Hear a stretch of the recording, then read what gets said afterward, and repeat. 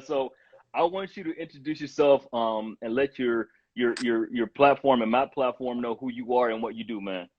Yeah, absolutely. So my name is Andrew Jones. I'm a Marine Corps combat veteran. I served from 1999 to 2006. I was in the Marine Corps infantry.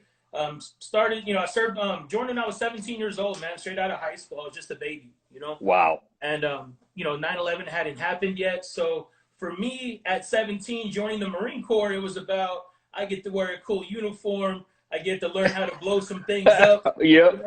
that, honestly, that was it. Like I would love to give a better answer of why I joined the Marine Corps, like duty to my country, and that Right. was there, but I was a baby. I wanted to wear a uniform that girls liked and blow things up, man. Listen. Come on. Listen, hey, no shame in your story, man. I'm not gonna lie.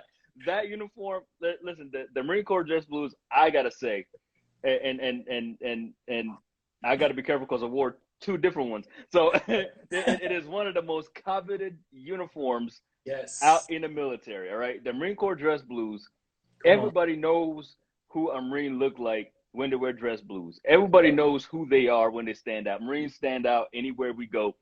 We stand out, especially when we're wearing dress blues. And my favorite commercial, I think, at that time was the Slaying the Dragon, right? I was just about to say that at that time, that was the commercial, slaying the fire dragon. Yeah. Like, it was like, how could you not? How could you not want to do that? Right. How could you not want to be one of the coldest dudes in the game, man? Why would you not want to be a Marine? Wow, that's awesome. So you joined at 17. Yeah.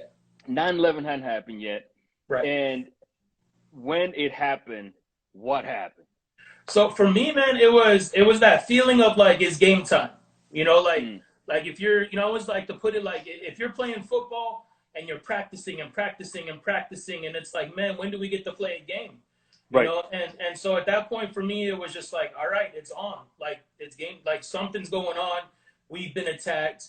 Like it's showtime. And I know we're going to be called up. And so it was that feeling of just that adrenaline kind of spike, and that reality really of what it was that I had signed up to do. Right. And so it was like, okay, this is what we trained for. And so for the first, so I was actually with the Marine Corps Reserve Unit, an infantry reserve unit. And so when 9/11 happened, shortly after they called us up and they activated us. And so we spent a year at Camp Pendleton just training for like homeland defense missions, just in case something like that happened again. Right. We would be the ones to respond to it. And so we weren't going overseas. There was no rumors of us going overseas to fight. This was our homeland defense mission that we were given. Right. And once that year started to expire, and they started to slowly demobilize our unit, this is when the talks were happening of going into Iraq. And General Mattis, I'm sure everyone's Mad Dog Mattis, with Mattis, yeah. He was very impressed with our unit over that year period of how we trained with the active duty guys, the different things that we did, and so he wanted to take us with him, and so when he was picking the units that would be part of the regimental combat teams to go over to Iraq, he threw us in there, and he was like, "Nope, you're not demobilizing. You're going to Iraq." So, wow, handpicked by Mad Dog himself. That's awesome. It was, man, just to be part of history like that. Right. It's incredible to look back on that and know that I was a part of that. But we went overseas to Iraq, and we're part of that initial shock and awe, invasion up there, crossing the border, bombs, raining over the city and everything. And it was surreal, brother. Like it was like I was in a movie. Like it was the reality hits you of like, okay, this is where I'm at. This is what I'm doing. It's real. They shoot back here. Right. This isn't training. Right. That reality sets in. But as you're moving, it's just it's I don't know, man. It was always so weird because the way that I love to put it is like you go through a battle, you go through something, you just file it away because you can't deal with it at that moment. We got to keep moving. And so it's like, okay, you hit this traumatic event, file it away, move on. Hit the next one, file it away, move on. Right. And all of this war is going on, death and destruction, all these things are happening, and you're just continuing to move through it. And then you get home, and all of a sudden, everything you filed away comes rushing back Comes out. right back. Yeah, And yeah, now yeah, it's like, yeah. hey, deal with me now. you know. Mm. And so then that's where that journey started. You know. Wow. Okay, so you guys go to Iraq, part of the initial shock and all, the initial invasion, as we've read through the history books. Um, at that time, I think I was what 03? Yeah, 2003. Yeah, 03. So I was a junior in high school, still Okay. trying to get in the Marine Corps. I was like, I didn't know what I was doing, Right. or what I wanted. I was like, oh man, that's awesome. I want to be part of that. Yeah. So you guys go through the shock and awe, cross over Jordan, get into Iraq, fight some battles, come back home. And I briefly say fight some battles because there was so many that was going on at that time. So much has happened at that time. And so and that was for a 17-year-old, 18-year-old. At that time, you're finally psychologically, 21. you're still maturing, and you're still growing, and now you have to face trauma Yeah. that's not like anything you've ever done before in your life, Yeah. right? So now you're seeing grown men cry because they're wounded, grown men die, and then other grown men cry because they've never experienced that. You're crying yourself, like you're getting shot at. It's no longer sexy. It's no longer cool. That uniform, you know, is no longer like, oh man, all right, cool. Now you're just in survival mode Yeah. this whole entire time that you're going through these major events in your life. Then you come back home. Then, as you say, this is really where the real battle starts. Yeah. Like you train for the physical war, but when you come home, ain't no training for the mental battle that happens. No. No, not at all, man. And that's and that's where it hits. You know, that they train us to fight a physical war, a physical battle, and there's no preparation for what you're about to step into once you get home. Right. You know, Right. there's no preparation for it. There's no, you just, yeah, it was never talked about, especially as early as 2003. We were given the most basic psych eval when we left country. Right. And it was basically like, are you sleeping okay? Are you having nightmares? No. Are you okay? Yeah, I'm fine. All right, cool. And of course, nobody's going to say, yes, I'm No, I'm not having okay. Right. problems. Right. Even if we are, I'm not going to say it, Right. So it wasn't really looked at. Nobody really, yeah, it was more of just kind of suck it up, drive on. Wow. Okay, so for you, when you got back, how was that life like? And when you started experiencing that what we know now as PTSD, post traumatic stress disorder, when you started experiencing that, how was that like for you? Yeah, it was intense, man. It started off with nightmares. Like we got back home and I'm like, I'm home, I'm good. Like I just want to eat some good food. I want to Right. be with people that I love. I want to be in a safe environment, and I felt good. And then I went to sleep, and immediately, like first night, went to sleep, woke up screaming, just these nightmares, all these things were replaying in my head. I didn't know where I was. It hit me right off the bat. Wow. A lot of people will take years, months. There's Vietnam veterans that say that they didn't start experiencing PTSD symptoms till now, and so it's just everyone's different with it. For Right. me, right when I got home, that enemy of depression, PTSD, nightmares, it came right in and just smacked me right off the bat. So nightmares were setting in, anxiety was setting in. I started experiencing those hypervigilant type symptoms where like I can't be in public. If Right. there's, I would be in a Walmart, trying to pick out some toothpaste, and if somebody was on my right side and somebody was on my left side, and I had no clear way to get out of the aisle, everything would start, speeding up, and I would start just getting so anxious, like I gotta go, I need to get out of here.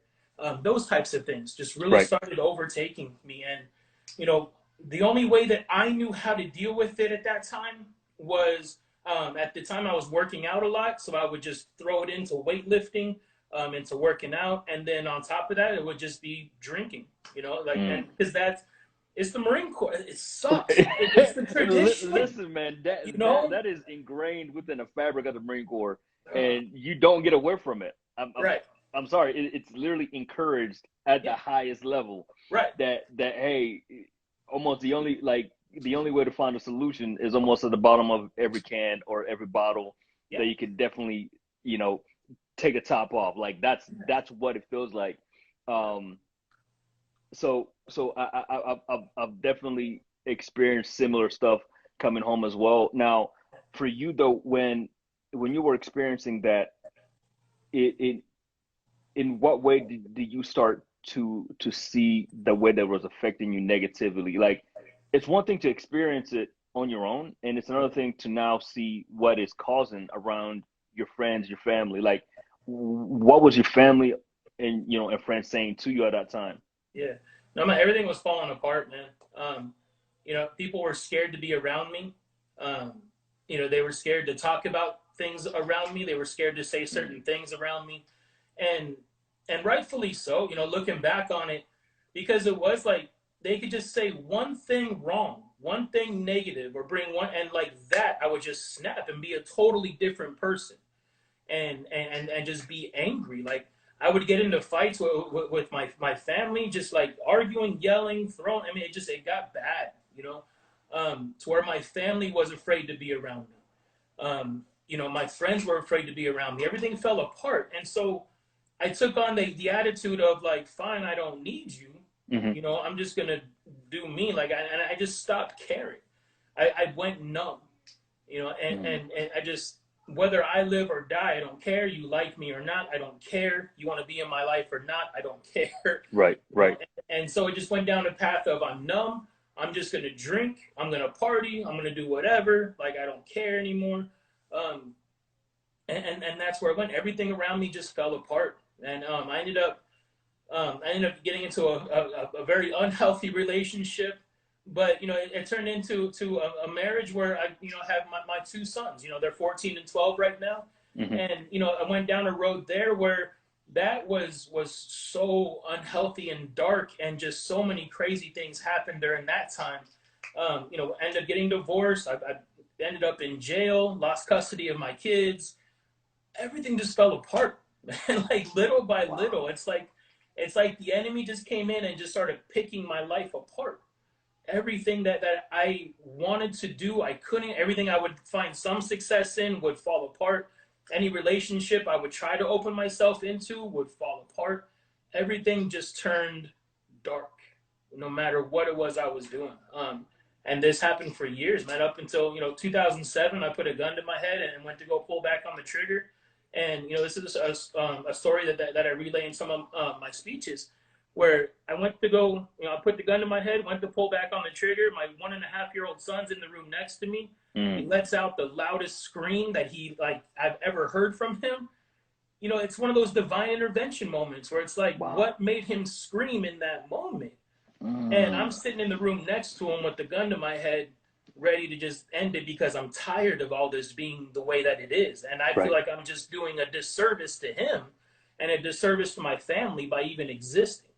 But when he did that, man, it for the split second, I had enough clarity to go, Mm. okay, wait, if I do this, then I kill all potential of ever becoming the father that he needs, Wow. right? Like I'm not the man he needs now, Right. but if I do this, then I'll never become that guy. And I don't know how I'm going to become that guy, but I have to. I have to. I have to go Wow. one more day. And that was in 2007, man. That so that was what, 4 years after I got back. So 4 years of just my life falling apart Right. to that moment, and then even from that moment for another like 6 years was still, it was just trying to survive each day. You know? So, whew, Yeah. man, man, that brings even to myself some memories Yeah. that I feel like I had filed away, and sometimes I go back and revisit, and I don't want to stay there too often. Yeah. But I do want to go back real quick. You said that every single thing that you were doing seemed to keep falling apart. It felt like life wasn't going the way it was supposed to go. You had a a marriage that didn't go the way that it was. Nobody obviously gets in a relationship with the intentions of getting divorced or getting separated or losing custody of their kids. Yeah. But this is happening to you simultaneously. You're still dealing with the trauma of war, and you still have this unhealed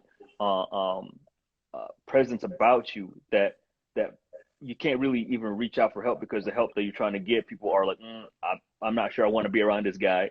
Yeah. Right. And you're walking through life like a zombie, pretty much numb to everything else that's going on around. And you get to a moment where you are not staring at the bottom of the barrel to your own choosing and saying, I don't want to be here anymore. Yeah. Man. So I call that little moment, split second of clarity, I call that the moment of grace, right? Because in my moment of grace, I went back to sleep. Yeah. I woke up and said, today is the day I'm gone. How do I do this? Make a plan. I went to sleep. But your moment of grace and your moment of clarity came because of your son next door. Yeah. Screamed. What did he ever tell you what happened? Like what he was experiencing, or was that just No. something that He's a 1.5. He's got no memory of it at all. And he knows the story. Now he's heard me relay that story in speeches and talks that I've given. And he kind of takes a little bit of pride from it too. He's like, I saved your life, and I'm like, right. Yeah. So he really likes it when I tell that story. There was one, yeah, he likes it, but no, he doesn't remember it at all, man. The thing is though that he doesn't remember that, but he was old enough to remember the times where me and his mom in the years after would be getting into arguments and would be yelling at each other. There was a time that he was like 3, and he got right into the middle of us, and he looks up at me and he just goes, Daddy, stop yelling. And that broke me, man. Like, my 3-year-old son just stood up to me. I'm a big dude with a big voice, and stood in front of me and said, Daddy, stop yelling. And it broke my heart, man. And I was like, I can't do this no more, but so he remembers those times, even though he was super young. But that moment in the closet when he was next to me, he has no recollection, man. That was God, bro. Like, there was nothing else. Right. Why? Right. Like, right. There was a spiritual battle going on, and it was divine intervention, man. Wow, that's incredible. So with your story now, you travel, and well, unfortunately due to COVID, this year the traveling has really stopped. But prior to COVID, you were going to military bases and installations, talking about your story and working on reducing, the numbers of people that commit suicide on a daily basis. Now, for a lot of people who don't know the statistics, it's said 21 or 22 veterans a day commit suicide. And mind you, this study was done back in like 2007. I don't want to quote the year, but it was early 2000s when they started doing the case studies. But I'm sure there's more now, or hopefully the number has lessened. But the number of suicides that are done in America alone are quite a bit, between the ages of 15 to I want to say 25. It's a huge number. Yeah.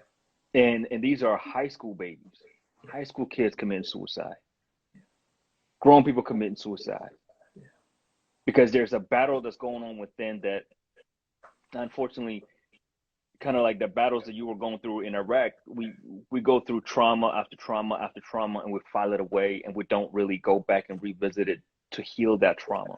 Yeah. We lose ourselves because now we are identifying ourselves with a trauma, and we no longer know who we are, and we lose the sense of purpose that we have about our lives, or we mentally lose it, even though that purpose is ordained and and it is our duty to carry out that purpose, because now we no longer know who we are because we are identifying with the trauma we also lose sight of that purpose. So for you, when did you find that purpose, or when did you start to gravitate towards telling other people your story so that they can heal? When Jesus came into my life, man. Wow. That That almost sounds so simple, but enter Jesus, everything changes. Right. Yeah, man, I had another moment of I'm done. I was going through some counseling, and my counselor suggested I go to this veterans retreat program up in the mountains in Payson, Arizona. And he said, I've heard some great things about this program. Check it out. So I was like, cool. And I went up there. The first day I went through a counseling session at this program, and it overwhelmed me so much, the things that got brought up and brought out of me, that I went back to my room, grabbed the keys to my car, and was going to go drive off a cliff. Because I drove up there with the intent in my heart that if this weekend doesn't help, I'm not going back home. And that was the intent I had. So I actually scouted out areas that I could drive off of if it came down to that when I was on my way up to the program. Wow. And so I said, all right, that's it. This isn't going to happen. Grabbed my keys, went to go walk out of my room. And as soon as I did, this just sensation came over me. This voice came over me that said, if you're going to do that, go ahead. But you need to exhaust every single opportunity that's ever been given to you first. And I knew, because my wife, who was my girlfriend at the time, she would talk to me about God. She would say, Jesus loves you, God loves you, talk to him, pray to him. And I would tell her he wants nothing to do with me. He's mad at me. Like I just had this like hatred towards him at that time. And so I knew that moment, that's what that one thing was. You've yet to call out to God and sincerely ask him for help. Wow. And so I said, all right. And in tears, I literally dropped to my knees in my room, and I said, God, if you're there, if you love me, if I'm where I'm supposed to be, if you're really a God that loves me and has a plan for me, let me know, come into my life and help me. And legit, man, I felt God's arms wrap around my body. I felt his love. I felt his warmth. I felt him lift me to my feet. And he said, I love you. You're exactly where I need you to be. And I was like, sold. Like, wow. That's it, man. Like, okay. Like, I can't deny this moment, like from then, this was in 2013. From then, it's been any moment I've had any doubt or any kind of like, darkness come over me. It's like, nope, I know God was there in that moment. I know he lifted me up in that moment. So I said, okay, I'm in. What do you need me to do? And the first thing he said, I always love talking about this part, is he told me, marry Chelsea. He said, that's the wife I've set aside for you. That's your wife. Marry her. And I said, okay, when I get back, I will propose to her right away. And I said, next, what else do you need me to do? Like, what else? What's my purpose? What do you have me here for? And that's when he gave it to me, man. He said, I need you to talk to other veterans, other service members, people like you, and tell them there's hope. Share your story. Let them know I love them. Just tell them that I'm here and there's hope. Okay. However this looks, I'm in. And so from that point forward, the thing that was helping me a lot of that time was writing. And so I would write a lot, like whether it was poetry, short stories, journal entries, whatever it was, I would write. And so I took that and I started doing like poetry slams, like open mic poetry nights, and I would share my poetry that way. So that got me speaking to people. Wow. And then I got involved with nonprofit organizations that were like, hey, come tell your story. And things just, God is good, man. Like his favor went before me and opportunities opened up where people were like, will you share your story? Will you share your story with us? Yes. And just being obedient to that, to what God set me out on. Man, since 2013, we're in 2020 now, I've spoken to thousands, tens of thousands of people, shared my story. And God just continues to open doors along this path, man, because it was that simple of a purpose. Just go tell people there's hope. Go share your story. That's what I need you to do. Okay. Wow. Okay. So you can't say you wrote poetry and obviously me not bypass that and I ask you to share a poem that if you can indulge me and everybody who's listening right now and who is watching this, if you got anything read, I know I didn't tell you this beforehand because I didn't know you wrote poetry, but you're not gonna say you wrote poetry, and then me just skip over that like, hey, he wrote poetry. Like, give us something, man. Give me something. Give me something that you wrote at your darkest time. That for you, it's something that means something to you. Yeah. So I'm looking over my shoulder, seeing my wife's on this live right now, seeing if she'll bring me my book. I actually have a book out that has all my poetry in it, man. Oh, no way. Okay, yeah, plug it in, man. Right now, it's called Healing the Warrior Heart. You can find it on Amazon Books.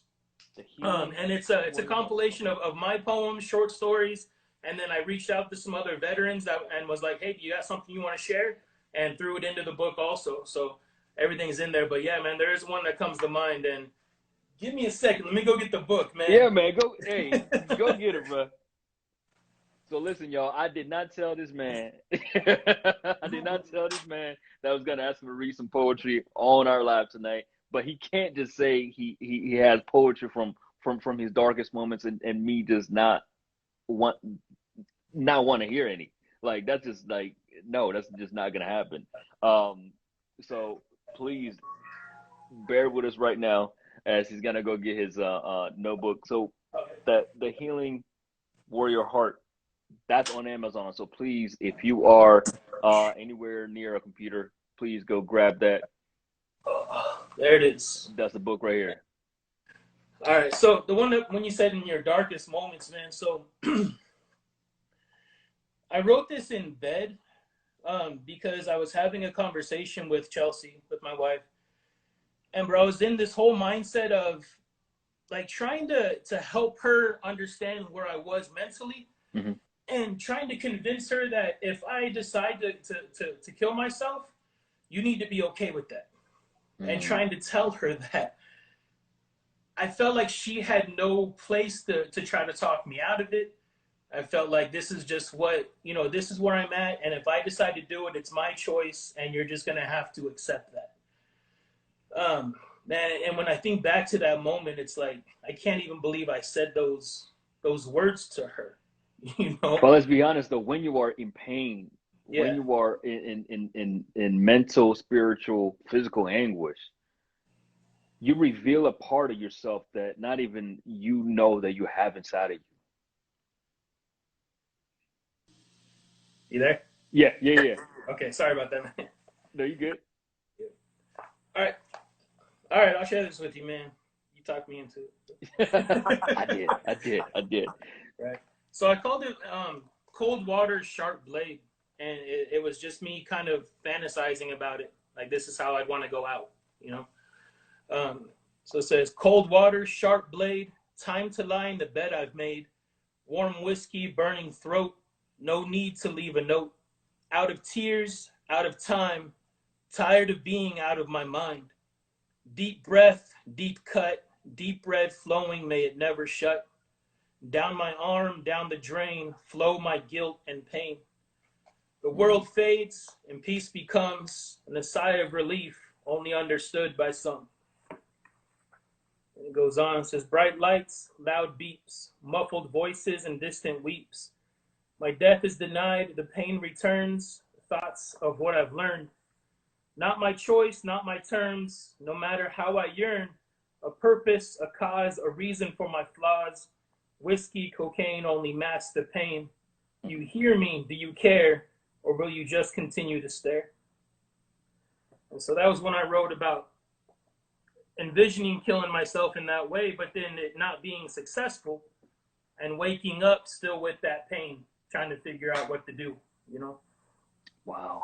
So, bro, that's, man. I haven't read my poetry in years, but.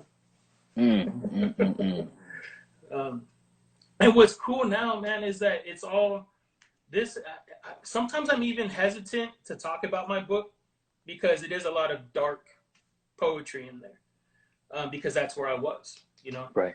The things I write now, I love writing still. It's all focused on God. It's all positive. It's all life. It's all hope, but that's where my life has shifted to, Right. And and the reason why I asked you to read one of the darkest moments in your life Mm-hmm. is because there's some people who are there right now. Yeah. You know what I'm saying? Like there's some people who still haven't found that hope. Yeah. There's some people who are still searching. And often enough, I think God calls us to our darkest moments Mm-hmm. because that's where he is. Yeah. And I say that's where he is, not because he's not in our joy, he's not, you know, not to say that he's not with us when we're happy, cheering, and things are going great, Mm-hmm. but he finds us in the most darkest. Well, I say this because if you look at any biblical character, including Jesus, Yeah. God was found in their darkest moment. I believe it was Elijah said, "In the stillness, the small still voice." Hmm. When we look at King David, when we look at Abraham, when we look at it, it's almost like God leads us to our darkest moments because that's where we have exhausted every physical, mental effort. Yeah, I think it's in those moments that we, especially, I mean, if you're just a stubborn, prideful person, it's in that moment where it's like you finally open up to him and Right. say, "Okay, I can't do this. Help me." You know, Mm, and it's in those moments that I think we become most vulnerable and right. most open to him. You know, he's always there, he's always beside us, and he's just waiting for us to Right. say, "Come on." You know, and so it's in those moments of that extreme darkness. You know, he says, "In our weakness, he is strong." You know, and so it's those moments where we're weak and we reach out to him, and he just comes through the way that God comes through, and it's incredible, man. Yeah. It's funny because my newfound favorite verse in the Bible now is Jeremiah 1:5. I was seeing that on your profile before we got I, on. it's honestly one that I've overlooked because I didn't understand. I wasn't at the point of understanding what that meant, right? Yeah, He said, "Before you were born, I knew you," yeah, meaning I knew the trauma you were gonna go through. I yeah. knew the brokenness you were gonna go through. I knew the joys you were gonna go through. Yes. I knew you. Come on. So whatever that you are thinking, whatever it is that you are doing, Yeah, it's nothing new. yeah, It ain't nothing new to him because he already knew this, and he also knew when you were gonna make that decision. But he still offers you moments of clarity, moments of grace. yeah. Because then if he chose that for us, then we wouldn't truly have free will because you know we were given free will at at creation. Hey humans, Yes. you guys have free will. You Right. guys do whatever it is that you want with it. I can't intervene until you ask Right. me to. Yeah. You do, And do what you want. Here's some suggestions on what you should do. right. You know, do what Here's you some want. input. You ain't gotta take my word for it. I'm God and everything, but you ain't Right. gotta listen to me, right? And even in those moments though, he still knows what we're gonna choose, but yet he gives us the option to choose the other one. Yeah. And that's what trips me out about God because it's like, how can you know these things, but yet still give us grace? Yeah. Whatever dark hole we're gonna go down, whatever thing that we're gonna go do, you already know this. It's no surprise to you. Yeah. Whether it's thoughts of suicide, whether it's us trying to take ourselves out, the attempts of taking ourselves out, you already know this, but yet you still choose us to give us grace and mercy that we don't deserve on a daily basis, but yet Come on. you decide to give that to us. That's to me, that's what trips me out about God because it's like Yeah. you can't do nothing I don't even know. You know what I'm saying? Right. Because I foreknew this. I foreknew this. That's And, to say, and like he knows what you've done, what you're doing, what you're gonna do. You know, right. you can't hide it from him. You know, there's a weekly men's life group that I run and get a bunch of men together and we talk about these things, man. And you know, we were talking about accountability recently and transparency. And it's like, look, when you're in your prayer time with God, there's nothing He doesn't know. So Right. just tell Him. You Right. know, Right. just talk about it. All those things you don't want to deal with inside of you, just bring it up to Him because He already knows. Right. Like, just you can't hide it from him, and that it's a beautiful thing, man. It's like, all right, he already knows all the things I've done, doing, gonna do, so I might as well be open, honest, and transparent with him because he already knows, you know. And that's what makes that relationship that that you have with God so special, Yeah, right? Because even in those moments of clarity, he's still able to do things for you that maybe to you at some point you thought, it's not that important. yeah. Why bother? But man, that's incredible. He's good, man. We can't understand everything he does, but he is good, bro. For real, like That's why, like, I it love, baffles me. right? I love thanking him for the things I don't even know. I'm like, there's things that you've delivered me from and that you've saved me from that I don't even know about. Right. There's things he's done behind the scenes that we don't even know. And so I love thanking him for those things. Like, there's so many things in our life that we see him work in our life in certain ways, but there's so many things he does for us that we'll never even know about. So it's always good to thank him for those things too.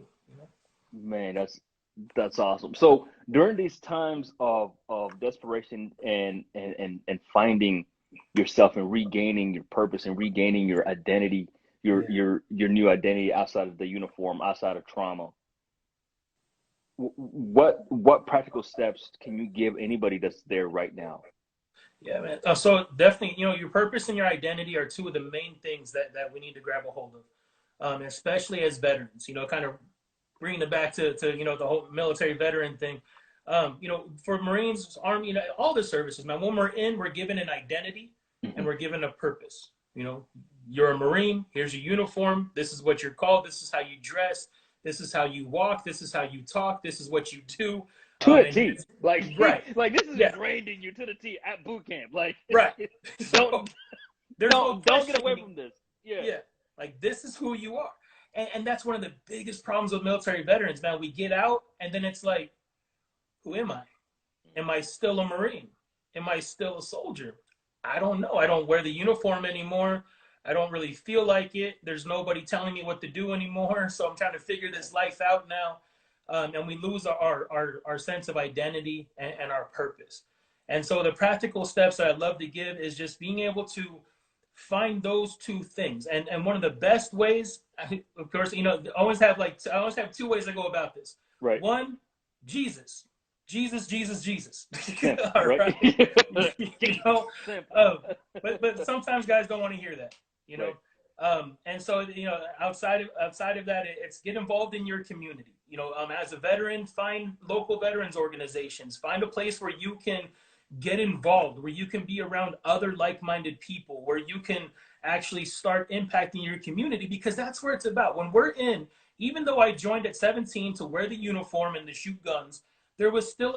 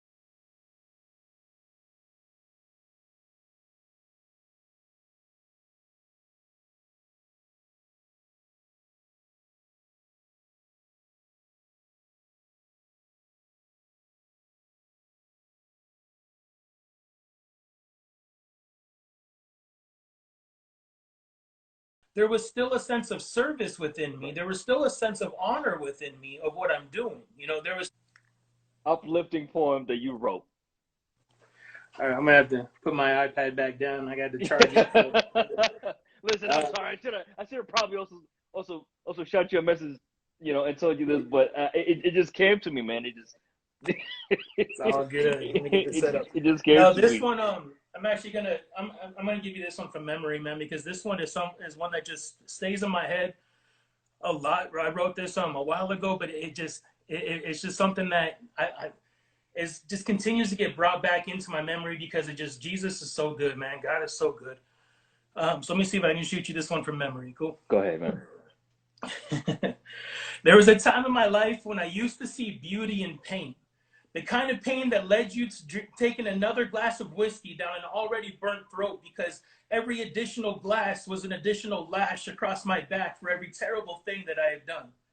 I used to see beauty in pain, but I had it all twisted.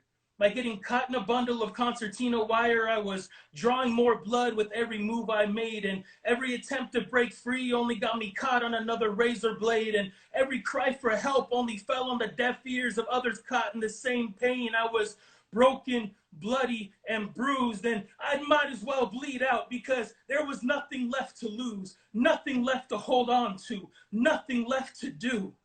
I used to see beauty in pain. Until one day I was compelled to look up, and I saw my Jesus hooked up. He had been wounded for my transgressions, bruised for my iniquities, whipped on his back to bring me healing, hung on a cross to free my pain. I was lost and confused, and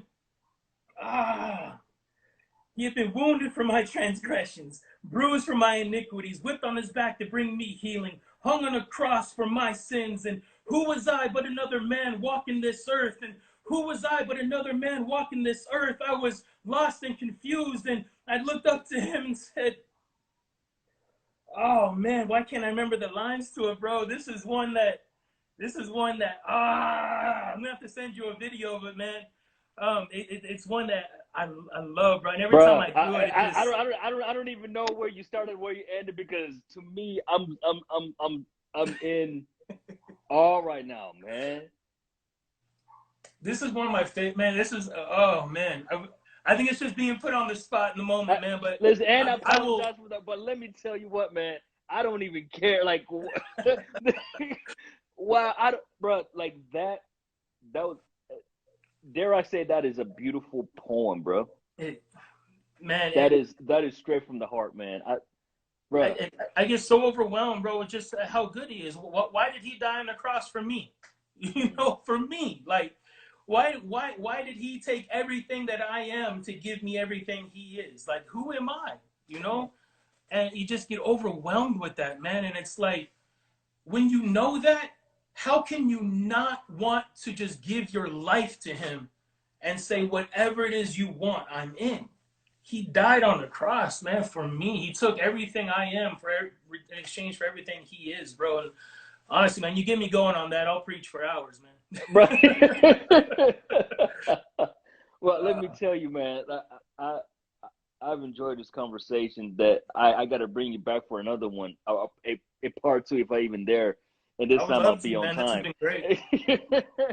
But man, like, thank you so much for sharing your heart. Like that is something that I don't see often enough when I talk to other men. Yeah. Like, being able to pour your heart on a public platform and share your life and share your thoughts and share your faith. Yeah. Bro, that's incredible. Yeah. That's incredible. Let's model that for other men, man. Because like you said, like so many men are afraid to do it. They don't want to open up, you know, but when there's men like us who can speak out and model that, you know, it makes it okay. 1,000%. 1,000%. Man, thank you so much, my brother. Simplify. I appreciate you, man. Oh, bro. Thank you. You know I'm gonna need that video though. All right, I'll get it. I need that video, bro. But so yeah, man, I appreciate you. And go ahead and plug your accountability group, man, because I wanna hit you up on that after the call. So what is it? Oh, I just got handed the words to the poem. I was just trying to. Oh, That's bro, okay. you know what? No. Run it, man. Run it. Go ahead and run it. Run it. Let's go. All right, let's get this one.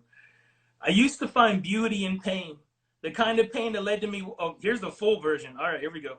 The kind of pain that led to me walking into a dirty strip club bathroom to see two guys and a girl snorting lines of coke off a toilet seat and being able to give them a head nod saying, I understand.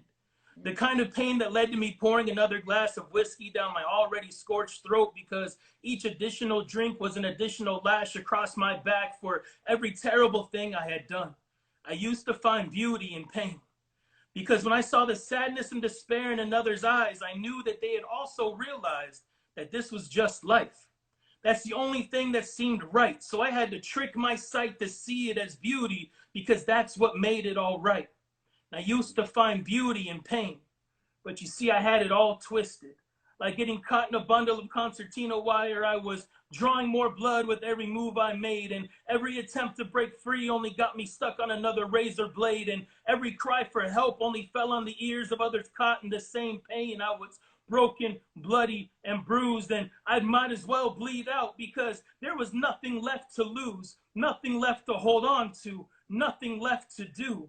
I used to find beauty in pain until one day I was compelled to look up and I saw my Jesus hooked up.